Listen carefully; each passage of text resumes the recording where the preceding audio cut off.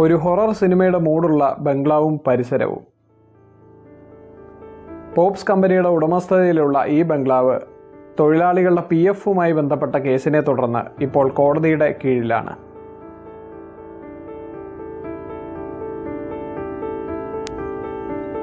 ആയിരത്തി 1920-കളിൽ ബ്രിട്ടീഷുകാർ നിർമ്മിച്ച ബംഗ്ലാവാണിത്.